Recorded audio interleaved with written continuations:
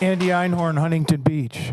You handed a Christian nationalist group 50 hours of free usage of our public library at approximately $12,000 of taxpayer giveaway, a blatant abuse of public funds and disregard for the separation of church and state. Texas Republicans rigged districts to stay in power, yet you attack California's Prop 50, where voters, not politicians, decide.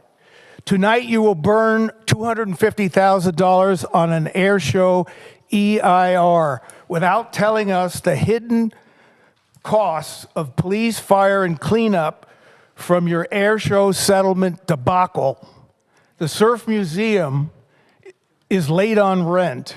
Now you want taxpayers to bail them out at the Main Street Library. Our city teeters on bankruptcy because you raided the rainy day fund.